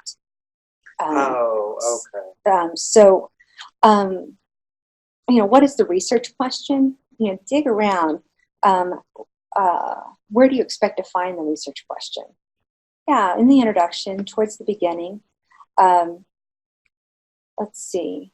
And sometimes there are a few. She gets rolling here.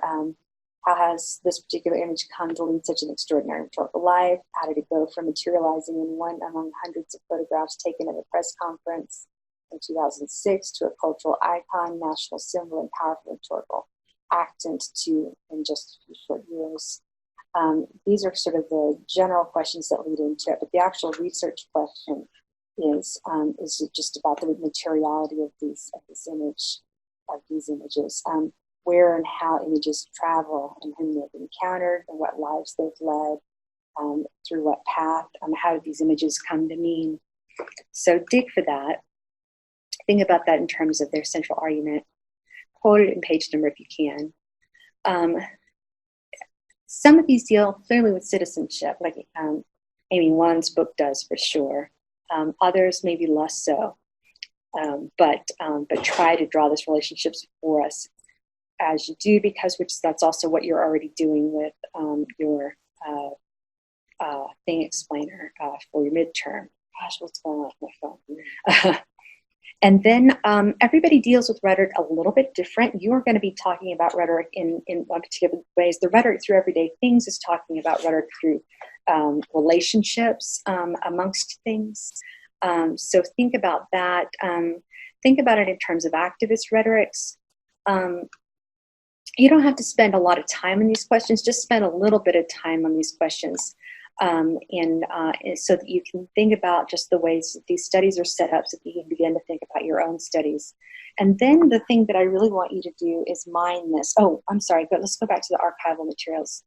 I want you to describe the archives themselves, and so we're going back to claiming the bicycle. What artifacts did she use? Advertisements and so forth.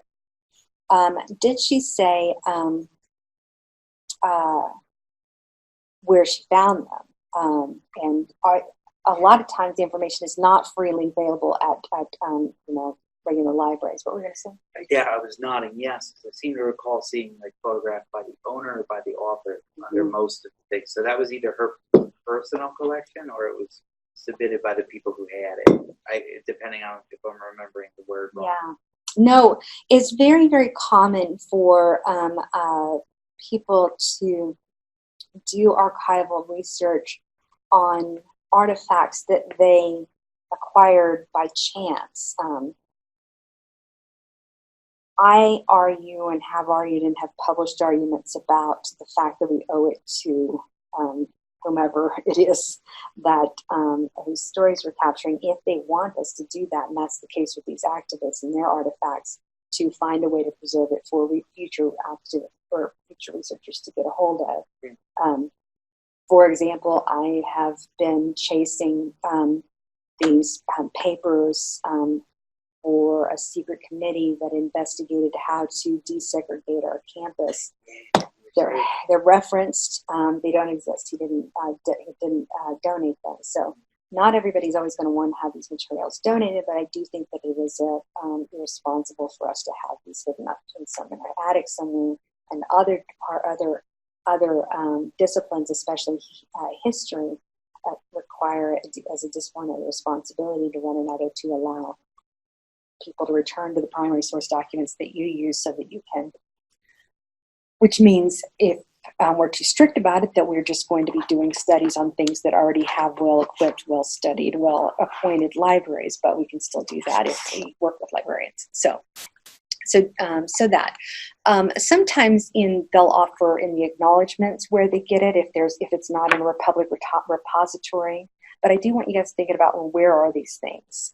And I don't want you to think too much about the ethics of it. If you run across something like your grandmother's recipe and a photograph, you don't need to think about how to make that accessible to other people, but think about how other authors have made use of those. And then how do they make use of those? And then the big one, of course, is to mine their bibliographies for a couple of things. And one of the big things that I love to do is, so I love David Fleming's work, and this article, article is Becoming Rhetorical in Education in the Topics and those realms the rhetoric includes for the prospects of rhetorical education. And so I like this title. I like this guy. Maybe he was mentioned in the study and I'd marked him earlier. So I will go then to the index and find out where he's referenced and then what they say about him in the text to see, you know what, he really is somebody I want to study. Or basically the study's not that interesting. So, there we go. Fleming on the study of rhetoric, page 32. Well, he's not mentioned much, but he does show up. So yeah, dig around. Basically, how do you use the books that you have in terms of getting some help there? And then talk a little bit about that description. All right. The thing that I'm most interested in, you guys, the conversations that you have, is something that I mentioned last time about the important court case of the cookie recipe. Rhetoric, archives, and public news. Actually, I'll show this how it looks for you. So, and I've given you guys a couple of weeks to do this. This isn't due until before we meet next time. It is something I think both of these things should be helpful in thinking about your midterm projects, thinking about your end of term projects, and talking more about public memory. So I want to talk about memories, rhetorics of, through, everyday things, the circulation, like Leah says, families, family traditions, silencing and erasing some stories and voices intentionally or otherwise. I didn't edit this, so forgive. But while actively preserving and at times promoting, and sometimes, as we've seen in this podcast, actively fabricating the past to fit desired narrative, brand new narratives that are created out of or maintained through jokes that are sometimes, oh, you're too sensitive, and that things get silenced that way. Recurring storytelling events, insistent supposed stories are being rewritten or dulled as just being too sensitive, and I do finally speak up. So anyway, rhetorical historiography is what's going on with this. This episode is called Snickerdoodle Diligence. There's people submit these when they know what the podcast is about. So think about how and why and by what mechanisms and to whose benefit and to whose detriment these kinds of things happen, and studies of family artifacts is really an interesting thing. And this is an example of a study of a family artifact and the rhetoric surrounding it. It's a thing. This actual dish of cookies that was originally served is a thing, and also the recipe that was in this Better Homes and Gardens that's all greased up, the very specific one from 1998. What happens when you try to write history in situations like this? How do they happen in the first place? Typically, people involved don't rewrite history with malice. Some might, but then how do things get erased then? So listen to that episode. And I'll play a tiny bit of it in a second. These are about nothing, but he always has at the end some really thoughtful, rich and powerful and important kind of philosophical support mechanisms for you. So anyway. Yeah, the human condition itself. So what and who remembers and who forgets, what and who is remembered and who is forgotten, and by what mechanisms. So I'll play a tiny bit and then I'll show you a couple of the questions that I want you guys to do, or we'll see if he'll play it. Dumb computer. And there is some evidence that you can play with. Welcome to the Judge John Hodgman Pod. Bailiff Jesse Thorne. This week, Snickerdoodle Diligence. Rachel files suit against her husband, Doug. Early in their marriage, she brought cookies to his family's Christmas Eve celebration. Doug and his brothers realized the cookies were similar to a beloved family recipe that had been lost to time. 20 years later, Doug and his brothers still refer to these cookies as their great-grandma Habig's cookies. But Rachel thinks she deserves the credit for the cookies. Who's right, who's wrong? Only one can decide. Please rise as Judge John Hodgman enters the courtroom and presents an obscure cultural reference. Early podcasts were different, with the ingredients being flour, oats, and water. In addition, So he always has some obscure reference, and if they pick it, then they can win, but they never pick it. Or if they do, he says, "Oh no, I'm in the movie," or the third episode, or whatever. This is a hard one because you're talking about cookie recipes and the ownership of that IP. And I was having a hard time coming up with a cultural reference. But then I found a Wikipedia page for a particular fruitcake. Not only that, a holiday fruitcake, because these are holiday cookies. And not only that, but an old Germanic fruitcake. Part of the dispute is that the cookies that Rachel makes reminds you, Doug, of your grandmother's German-style holiday cookies. Is that right? Correct. So I thought I was really onto something. And as I'm reading the history of this particular style of fruitcake, I get to this thing called the butter letter, where Pope Innocent VIII gave the Prince-elect of Saxony the right to use butter in this fruitcake instead of oil. And I'm like, I got to get my hands on this butter letter. I'm going to read this butter letter, also referred to as the butter brief in history. I'm wearing butter briefs right now. I'm wearing butter boxer briefs. But the thing is, nowhere on the internet could I find the text, translated or untranslated, of the butter brief. So I put this to you, Judge John Hodgman fans, particularly those of you who work in libraries, which is, I think, 83% of you. Could you please find me the text of the butter brief? Because I just had to read this thing from alluded to it from the Wikipedia. Now, can either of you guess the particular style of buttery, dense German holiday fruitcake, most famous perhaps in Dresden, that this Wikipedia page is for? Rachel? Doug? Rachel, can you guess? I'm going to say Stollen. Stollen is correct. This doesn't win you the case. For the Flophouse. Oh, I submitted evidence for the case about Jack's reaction, and I just, lots were introduced, and I feel led the charge was reintroduced to your taste buds whenever I remember to type it into that page. But it's all up to date right now. Let's get back to the case.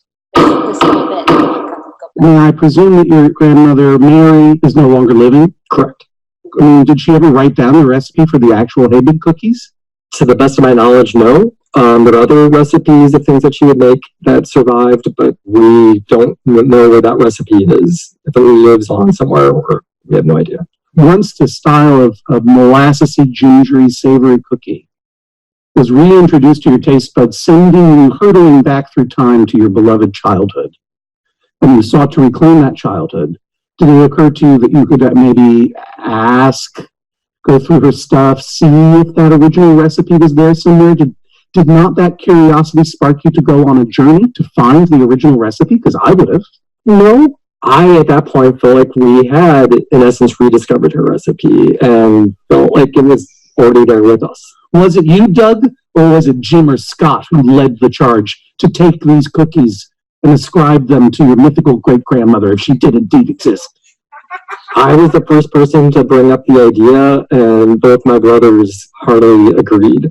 Oh, okay. So you are the originator of this. I think I am, yeah. How does it make you feel, Rachel, when they're referred to as Great-Grandma Hebig's cookies? I think that food has a really important place in family history, and I think looking at the stories of food and families, it both brings back memories, but it also, there's something about it and families merging, and how when new people come into families, recipes change and new recipes are introduced. And I feel like they have kind of short-circuited that story for our nieces and nephews, who they love these cookies. They now are a part of our Christmas traditions with Doug's families. They've all, made them for other parties. And I think they've lost the opportunity to have that full family story and what really happened with these cookies. And I think it's an interesting and nuanced story. When I brought this case, that was the moment, unfortunately, when some of the children in the family learned the true origins of the recipe. And I think it was really upsetting for one of them in particular, my nephew Jack. And I submitted evidence for the case about Jack's reaction. And I just, lying to children isn't great. They don't like it. I brought this case on behalf of my nephew Jack and others who have learned by my bringing this case that they were not great grandma Havig's recipe. You did send in some evidence, and let me please take a look at that now. All of the evidence that is visual in nature, of course, will be available on the Judge John Hodgman page at MaximumFun.org, as well as on our Instagram page at Instagram.com/Judge John Hodgman. And as long as I'm saying URLs, I might as well just say bit.ly/medallion status. Always be plugging. Okay, here we go. Exhibit A, the original recipe, Better Homes and Garden, November 1998. Here is the recipe itself for giant ginger cookies is published. Wow. You still have this piece of paper. Is that correct? I sure do. Wow. Doug, your wife is coming in with a lot of hard evidence. A paper trail, I dare say. This isn't something that she retrieved off of So if you keep on at that point, and this is almost 24 minutes, you'll get to hear how heartbroken Jack is and how his life is forever altered because the cook his family lied to him. So take a look at the archives, and I do suggest that you go to Instagram if you can. I have a hard time viewing these here, but you can. You should be able to see his. But you don't have to spend a ton about it. But basically, just think about these in kind of the big questions. Think about the story itself, and I mean, there's like he always says. Judge John Hodgman is the comedian, also always says, and is the humorist. Always says that nostalgia is a toxic impulse, and he has so it's this rhetoric of nostalgia that is captured and captivated there. And part of the reason why, and he doesn't say this, but it allows me to think even more interestingly, is that nostalgia and the rhetoric surrounding nostalgia perpetuates myths that unnecessarily and always untrue and have to silence other people. So for me to have nostalgia for a 1950s America, right, means that I have to have nostalgia. I have to have scrubbed my memory of any sort of tensions that might have made my worldview problematic for others, that might have silenced. I mean, he silenced his wife. He doesn't even remember that the cookies were ever hers.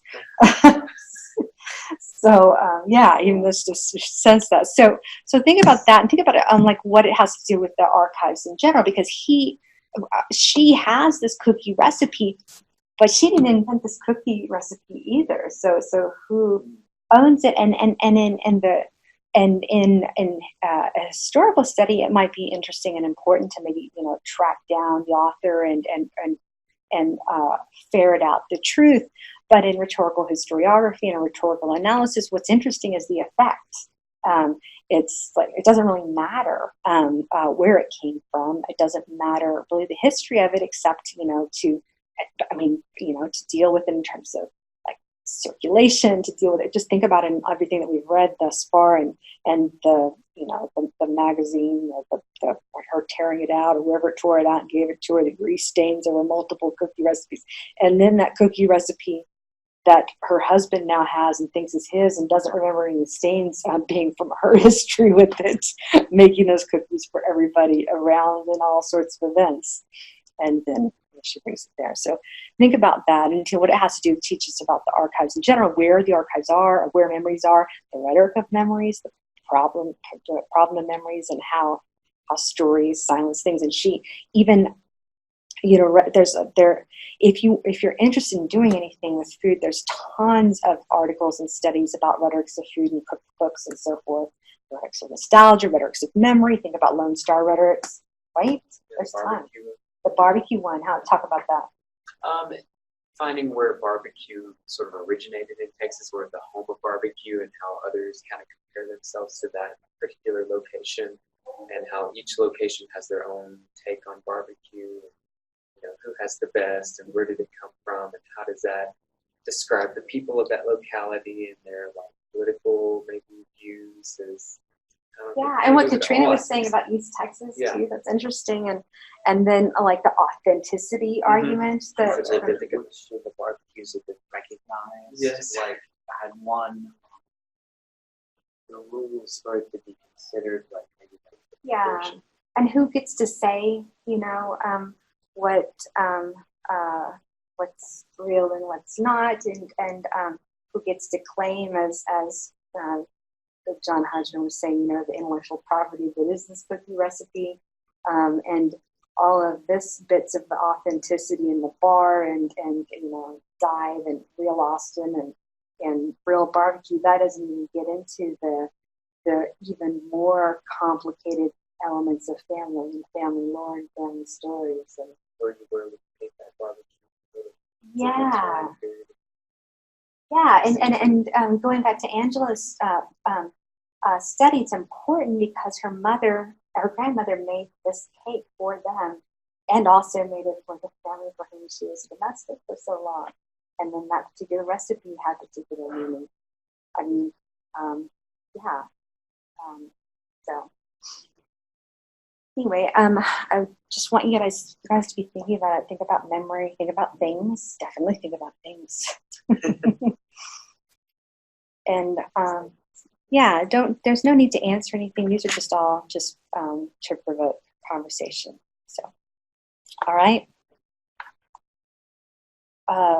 For next week, then you're reading Activist Rhetorics, and that is going to be a marker for the next phase of our class, the calendar. So we're moving into Activist Rhetorics, though everything leading from here on all has to do with activism in some ways, especially when we get to the point of you know, claiming the bicycle, producing good citizens, America by paper, and this activist rhetoric. We read something, a book review that already dealt with that. Got your midterm coming, and we'll do activism and activism and activism and activism. All right. And also one more thing, I do recommend that you guys have conversations about your midterm projects as they develop. You know, develop your ideas, share your ideas, share you know, versions of it. I'll encourage you guys to do the same thing, but and we'll talk some about that next week. If you have one, and I'm asking you guys in the future to do that too, if you have a draft of something, you know, week after next when we come back together that you'd like or willing for us to workshop together, that would be great. So that's it. Okay. All right. Hopefully the audio held out. We don't know. But if it didn't, we said some amazing things. All right. Thank you guys. See you in a couple weeks.